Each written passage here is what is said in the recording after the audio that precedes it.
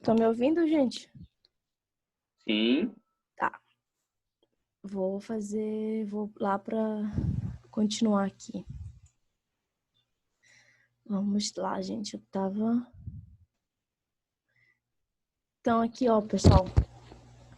Estava falando sobre, né, os padrões aqui mínimos, né? Então, a gente tem esses dois padrões aqui básicos, né? Que é o padrão da CPP e da CCS. Minha internet tinha caído, voltei. Ah, tá.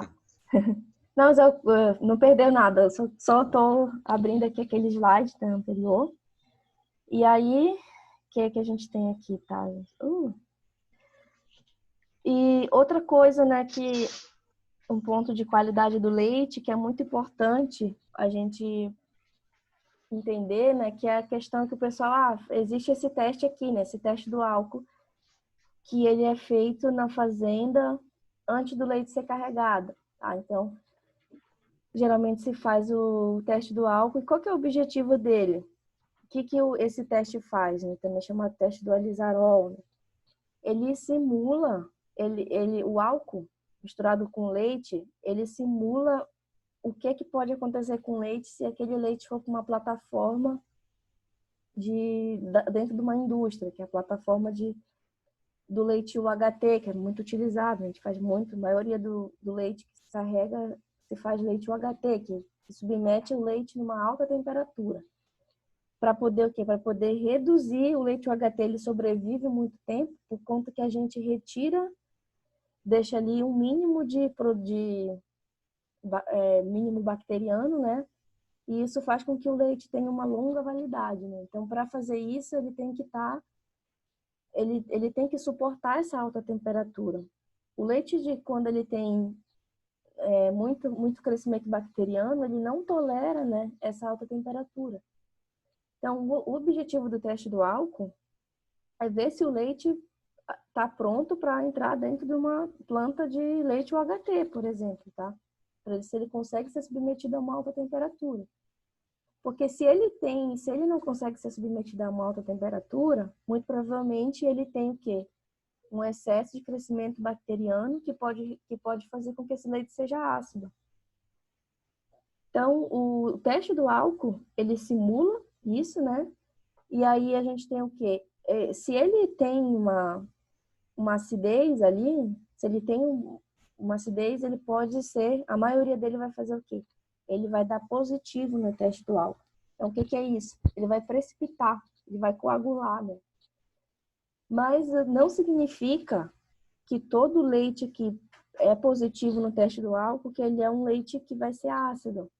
O que tem que fazer quando o certo, né? Quando o leite que antes de ser carregado e ser colocado ser levado para o laticínio, antes dele carregar o leite, ele faz o teste do álcool. O pessoal que faz o transporte vai fazer o teste do álcool.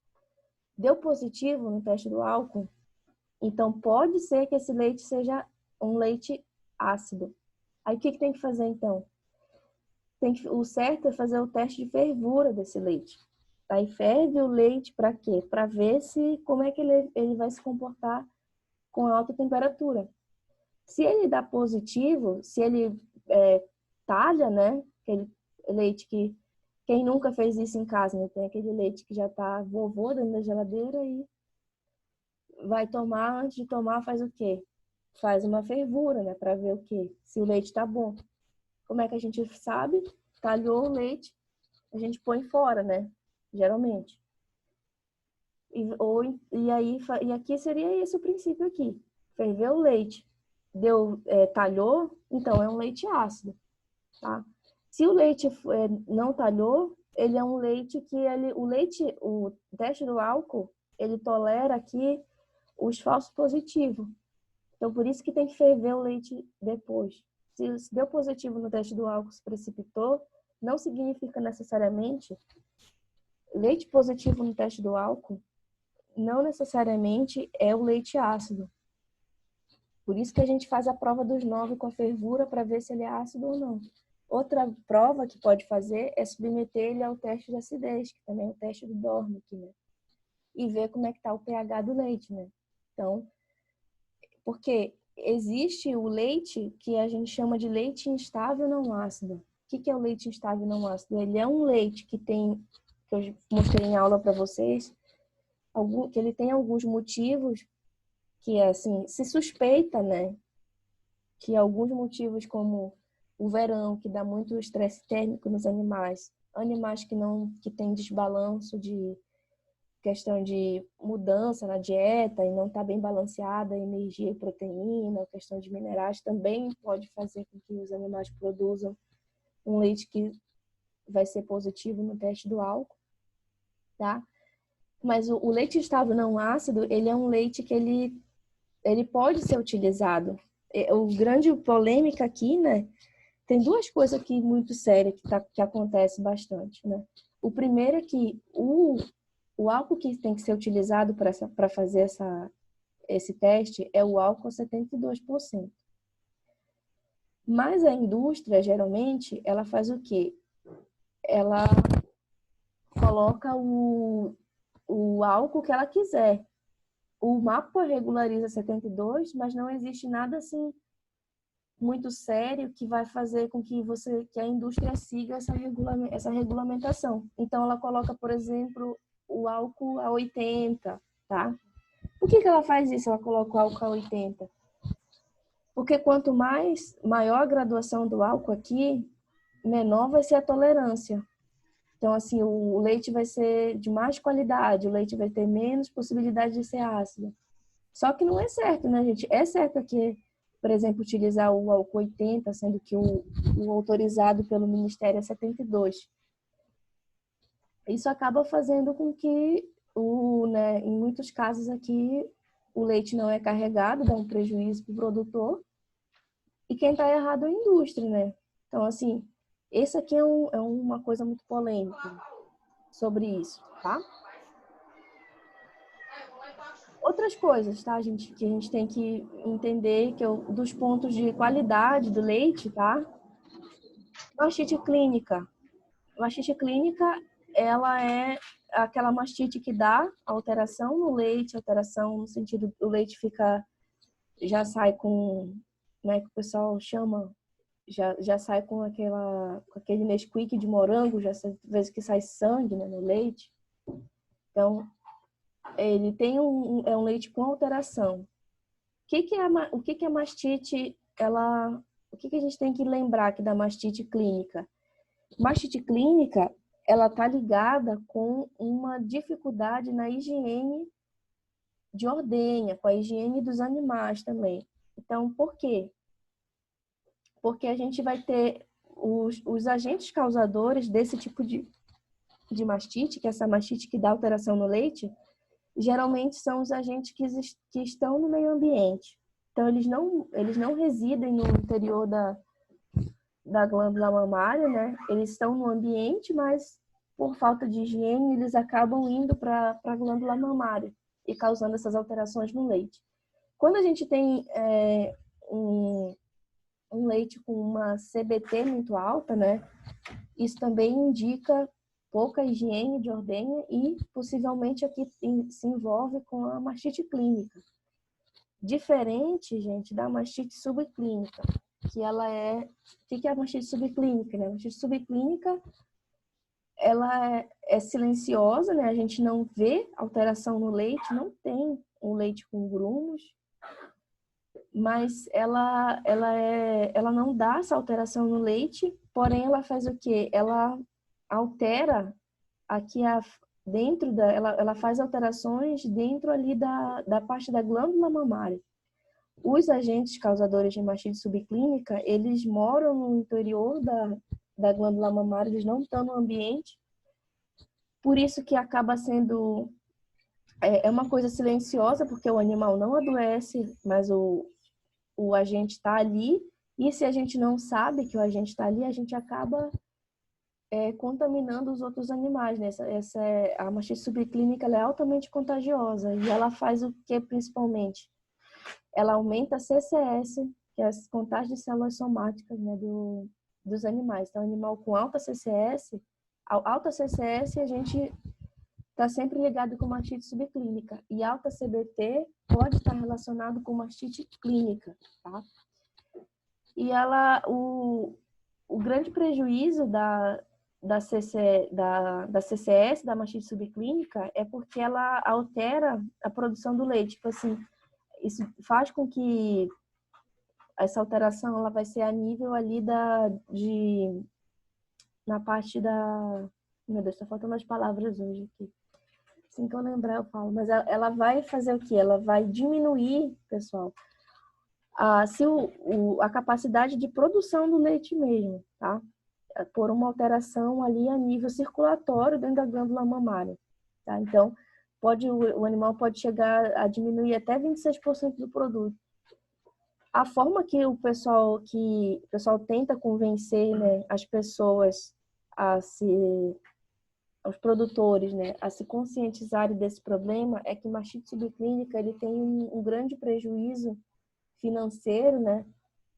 Porque você vai acabar sendo menos remunerado, não vai ter remuneração, pode até ser penalizado por ter um leite com um grande aumento de CCS, e esse aumento de CCS, ele está ligado com essa queda da produção do leite, né? Então, a produção de leite poderia ser muito maior quando a gente não tem a mastite subclínica, né? Então, ela é muito silenciosa, né? Esse é o principal, assim, problema. Eu coloquei aqui alguns slides sobre raças, né? Então, tem duas raças, dois tipos de cruzamento, né? As raças de leite que a gente viu, né? A gente falou muito sobre, mostrei para vocês, raças que são mais utilizadas em outras regiões do Brasil, né? Que são aquelas raças, por exemplo, do Gir leiteiro, o Buzera leiteiro, isso nem existe para a região de vocês, né? Bem dizer, né? Acho que ninguém usa, deve ser muito difícil. Por quê? Porque vocês têm potencial, né? A região sul do Brasil, né? Quando faz frio, a gente já tem mais a tendência de utilizar raças leiteiras mais especializadas. Porém, uma raça que ela é muito queridinha assim, no Brasil, que ela se adapta muito bem a quase todas as regiões do Brasil, é o cruzamento, né, que originou a raça Girolando. Então, o Girolando, por que ele é tão bem visto, né? Porque ele é uma raça que é chamada de mestiço brasileiro, que a gente fez o quê? Que ele conseguiu ter um animal com um potencial de produção bom da vaca holandesa, né? Então, o animal que tem, ele olha o tamanho do úbere, né, dessa vaca.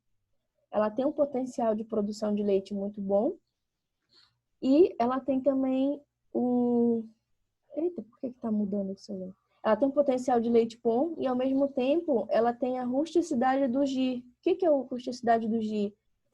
É a adaptação ao calor, adoece menos de carrapato, tá? O gir também, ele tem uma boa produção de sólidos no leite. Já o holandês ele não é muito bom em produção de sólido. Então, aqui a gente consegue ter um animal, o girolando, né? Ele tem essas duas, ele se complementa ali, complementa o que é bom no holandês, que é o potencial de produção, uma lactação que dura, ao mesmo tempo que tem a rusticidade do gir. Outro cruzamento... Professora, Oi? tem um vizinho meu aqui do sítio, esse mesmo que eu falei ali da questão da fibra da laranja. Sim. Ele fez também um cruzamento tricross. Tricross, sim.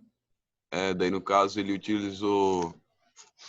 as vacas matrizes dele são cimental, dupla aptidão, daí um gado já com uma genética bem avançada assim para produção de leite. Uhum. Em cima dessas cimentais ele colocou o holandês e em cima da cruza do cimental com o holandês ele colocou o Jersey. Nossa. Para fazer uma raça mais resistente a carrapato e outros ectoparasitas e para ter uma alta produtividade também, tendo em vista que o macho que tem o sangue cimental no meio possa ser comercializado por um valor mais alto também, no caso, né? Uhum. Para não ser um animal de descarte, no caso. Sim. Mas esse teu vizinho trabalha com corte e leite. Entendi muito bem. Sim, ele trabalha agora ele não tá mais, ele largou as vacas a campo Uhum, para parte mais de corte, no caso, mas ele trabalhava com a produção de leite, tirando leite de vacas uhum. puras cimentais. E depois ele começou a mesclar as raças, no caso. Sim. Colocou o holandês e depois colocou o Jersey em cima dessa raça cruzada, no caso. Só Uhum, que agora ele tá voltando para o cimental puro, porque daí como ele saiu da cidade que está trabalhando em Blumenau, ele tá em Joinville, quer dizer, ele tá sim. com os animais de corte novamente, no caso. Tá aprimorando a genética para corte de novo.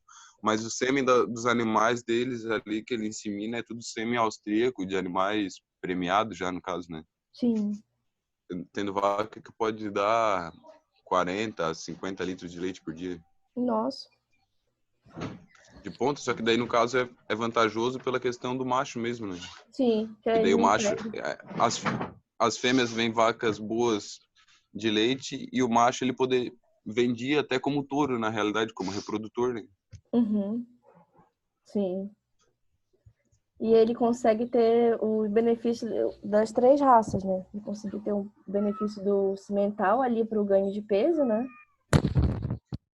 Isso, Da holandês para a produção e da Jess, provavelmente ele quer ganhar um pouco em teor de um leite com gordura no leite, talvez. gordura no leite, né? Então ele. Né? Só que dá o negócio de manejar muitas raças, né? Porque você vai ter que atender essas, assim, tem ponto que fica um pouco difícil de trabalhar com cruzamento, é ter muita mistura de raça, animais, raças diferentes, exigências nutricionais diferentes, né? Tem esse ponto. Mas é interessante, né? Que o pessoal consegue bons resultados assim fazendo. E E esse. também pelo tamanho ele botou o Jersey, eu imagino também pelo tamanho do animal, porque como o Uhum. cimental é um animal grande e cruzado com o holandês, que é outro animal grande também, se tornam São os animais monstros. pesados, né? O Sim. Jersey já é um pouco mais leve, né? Daí para a questão de murro também, E já agora se ele vai adapta de uma querer. maneira melhor. E agora ele vai querer trabalhar com vaca de corte, né? Então. Agora ele voltou pro corte, é que daí como ele não tá mais no sítio no dia a dia, ele pegou e voltou pros animais de corte e tá inseminando essas vacas daí com... Inseminando não, daí tem dois touros cobrindo, né? Um cimental e outro Angus. Sim, e vaca de corte muito grande gasta muito mais, né? Assim, para manter, né? Sim, sim, sim, sim. É mais trabalho. Aqui o pessoal, esse cruzamento, né, que mostrei aqui o Gessolando, o objetivo do cruzamento é obter fazer um animal que a gente ganhe das duas partes.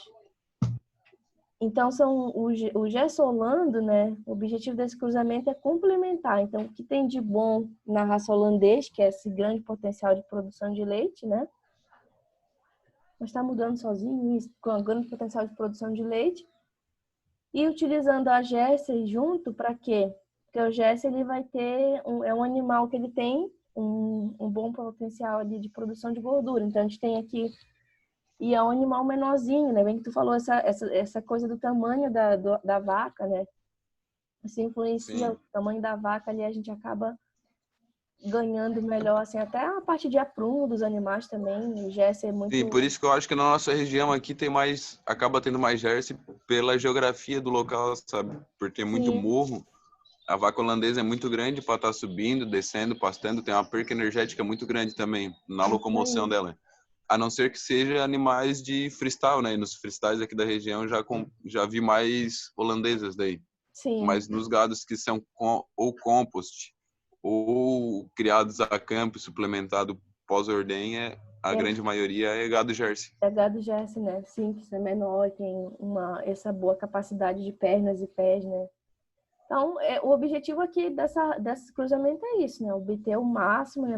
Obter esse animal. O Jersey também, ele é um animal que é considerado mais fértil. Assim, ele tem facilidade no parto, ele é mais precoce, né? Então, acaba complementando. Até você falou assim, na questão de pastagem, eu botei alguma coisa aqui de pastagem, né? Para vocês, que tu falou da questão onde vocês moram, né? Aí tem muito morro, né? Então, a questão energética do animal, né? E o sistema de produção a pasto, ele é bem esse o desafio, né? Você entender o quanto que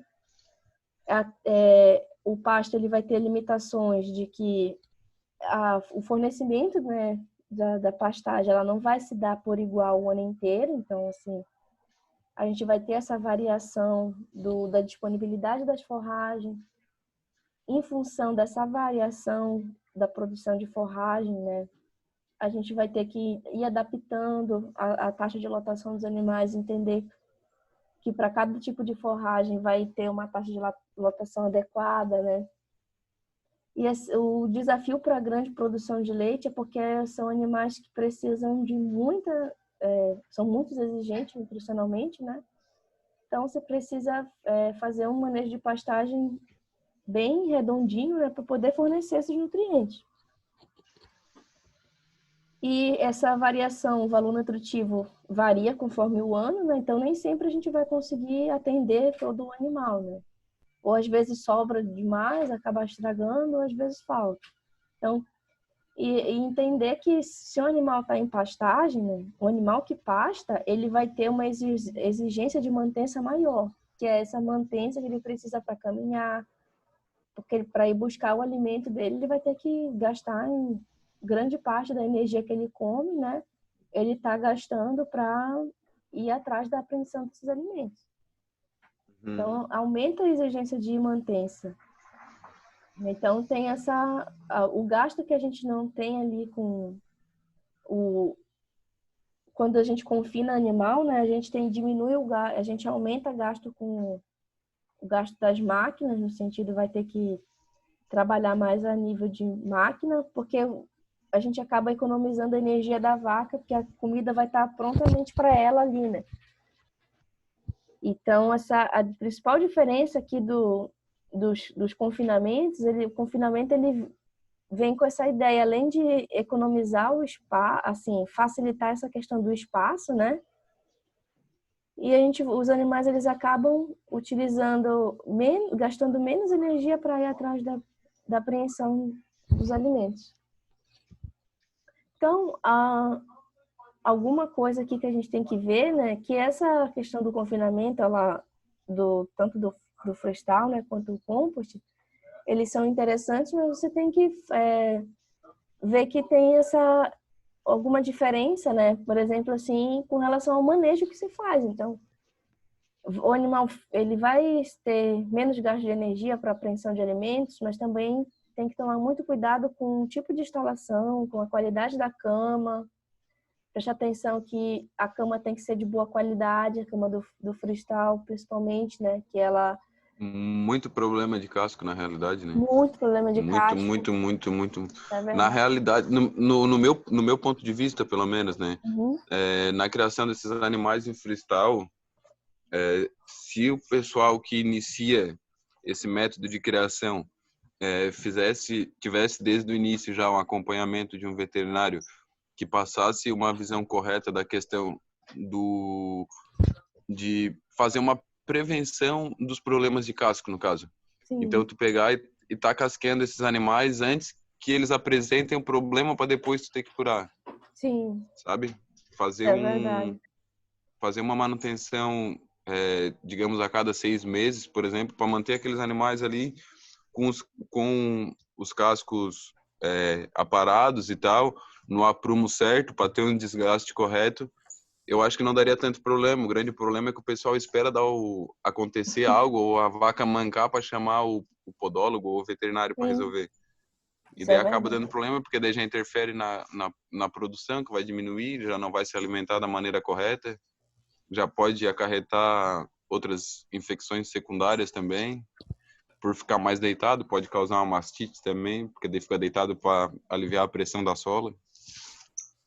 Pois é tudo uma coisa, aquele efeito dominó, né? Esses problemas assim, animal. Uma doença vai chamando a outra, parece, né? A gente vê preventivo muito era a palavra que eu estava procurando para falar, fazer um preventivo desses animais de casco, no caso. Isso é verdade. Mas também, mesmo que isso aí ia evitar muito, né, os problemas de casco, assim, fazer essa prevenção, né? Mas eu fico pensando assim, né, que mesmo em pastagem, os animais adoecem bem menos do que em, em como Em é em freestyle freestyle, ou em bem outras. menos, né? Em Eles uma. pode falar? Não, não. Hum. Os animais eles vão adoecer muito mais em sistema de confinamento, né, de casco principalmente, bem mais mesmo. E também, mas pensa assim, né, que como é que ia dar certo, tipo, a gente foi fizeram o melhoramento genético, foram aumentando muito, assim, o tamanho das vacas.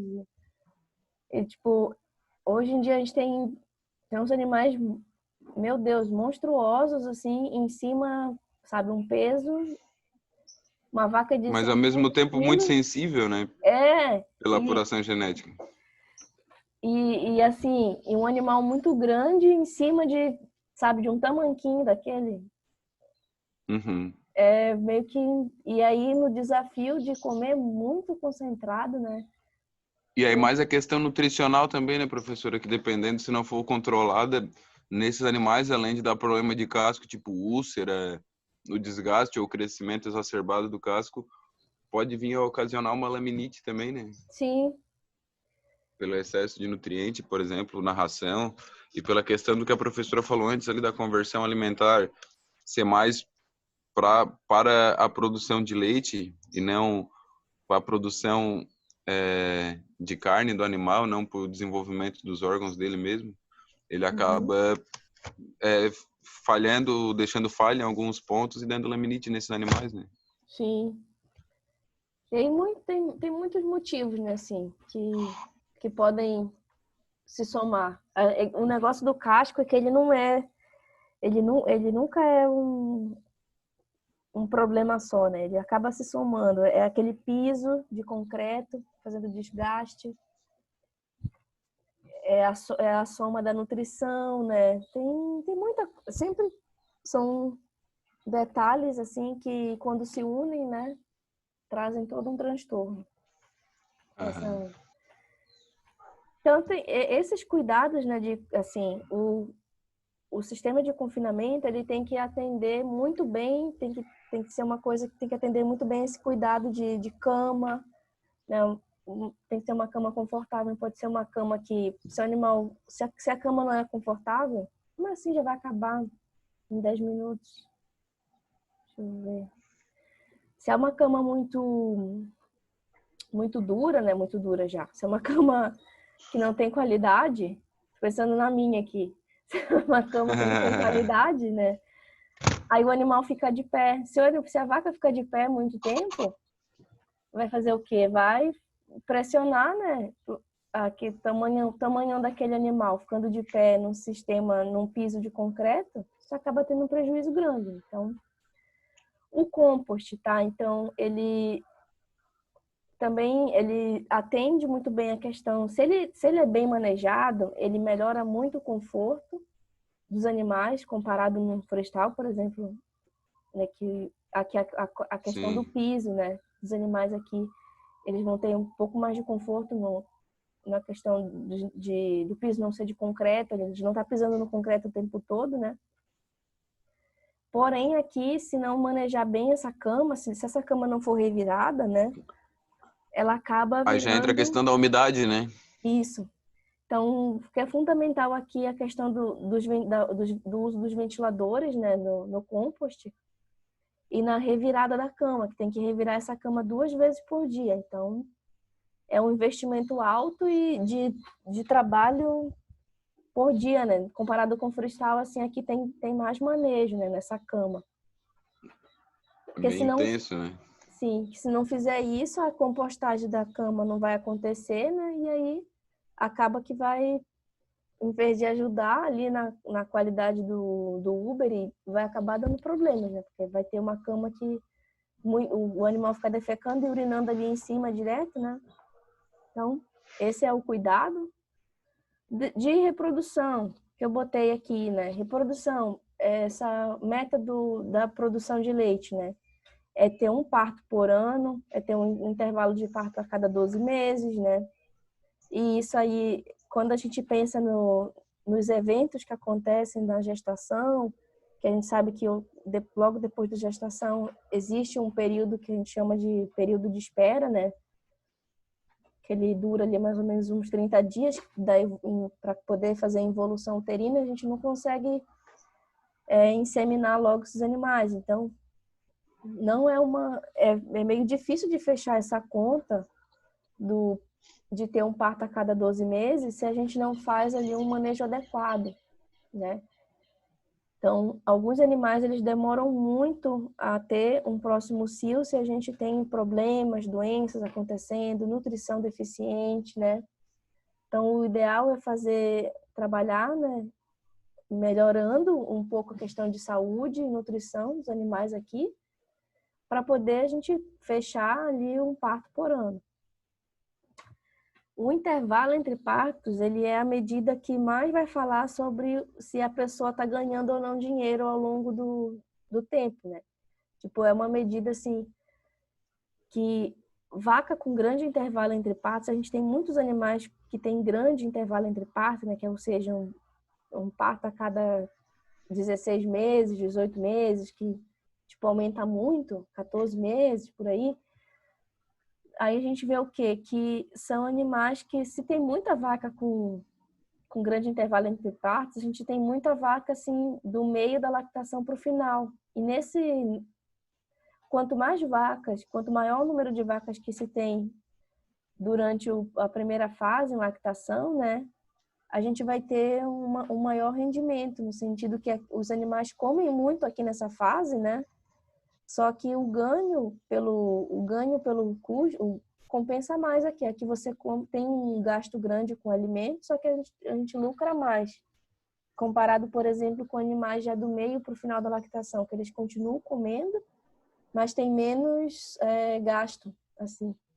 Vai ter menos gasto, né? Vai ter menos produção de leite, já vai caindo, né? Porque é natural aqui que a produção de leite atinge um pico e depois ela vai caindo. Então, por isso que o intervalo entre partos ele é uma medida que fala da quanto que está ganhando de dinheiro com a atividade, tá?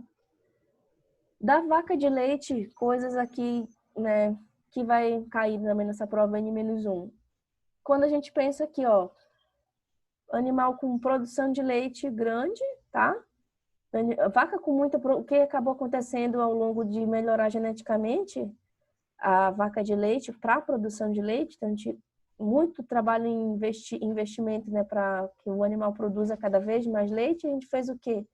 Acabou causando uma correlação negativa com a fertilidade. Então, vaca acima de 40 litros de leite são vacas que têm baixa fertilidade. Geralmente, elas têm queda na fertilidade. E explicação disso... muita coisa. Uma das explicações dessa possível perda ali, né, de fertilidade é por conta que a vaca de alta produção, ela tem um metabolismo muito grande, porque ela precisa fazer o quê? Ela come muito e tem que converter aquele alimento, né, em nutrientes. Então, ela tem uma atividade ali passa uma quantidade de sangue muito grande ali pelo fígado. Esse metabolismo é muito alto, né? E com isso, esse alto metabolismo também acaba interferindo de metabolizar os hormônios. Então, ela vai ter menos estrógeno circulando na corrente sanguínea. E com isso, quando a gente tem uma menor concentração de estrógeno, a gente acaba tendo um efeito negativo no cio. Então, vão ser animais que vão ter cio mais curtos, né? E cios silenciosos também. Então, aqui seriam esses pontos. E essa duração do estro, então, na vaca de leite, tá? Ela, praticamente, a gente vê, ó, quanto maior, né, a produção de leite, a gente observa isso, que a duração do estro, ela diminui, né? E em função do quê? Em função desse alto metabolismo do estrógeno, tá? Então, gente, aqui era mais ou menos isso que eu queria conversar com vocês hoje, tá? Sobre sobre vai cair mais ou menos isso na prova, tá? Então não se preocupem muito com isso ali. Tem alguma coisa, alguma dúvida que eu possa tirar de vocês?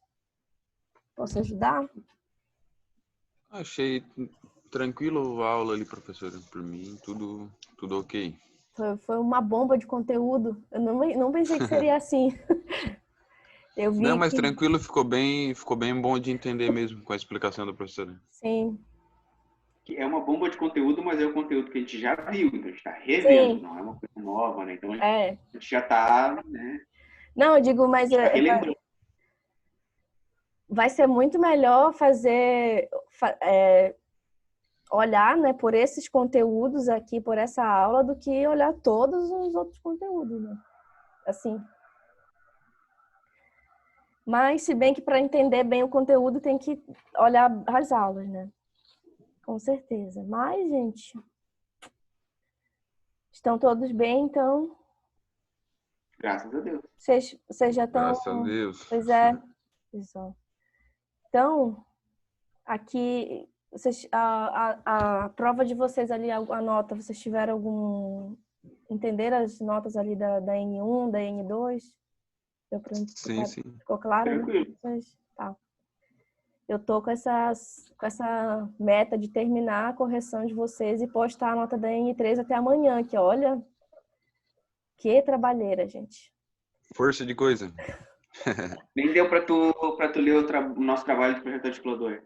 Não li no final. Aí, no final, vocês já enviaram ou não? Eu enviei porque daí o professor, ele adiou, no caso, ele tinha deixado para anteontem, até meia-noite, e nós estávamos fazendo ontem, então já atrasado. Aí ele adiou para ontem até meia-noite, então ontem eu já enviei. Sim. Mas depois leia. Tá, não, depois eu leio, sim. E aí tem que preparar a apresentação, né, agora? De vocês? Isso. Tá. Daí eu ajudo vocês ali. Mas foi força de conteúdo aí, de coisa. Mas então tá, gente. Vai acabar em 1 minuto aqui. Se vocês não têm mais nenhuma pergunta, alguma coisa, a gente finaliza, tá? Por mim, fechou. É isso aí. Então tá, gente. Um abraço. Até amanhã dou notícia para vocês da nota N3, tá bem, gente? Então tá. Bons estudos Permite aí. tá ok, daí a professora, se puder mandar os slides ali. Ah, tá. Tá, eu já vou fazer isso agora, senão depois acaba esquecendo. Tá ok, daí eu já baixo ali para ficar certinho. Tranquilo. Daí pode se basear por essa aula que a professora deu hoje Isso. para a prova, no caso. Com certeza.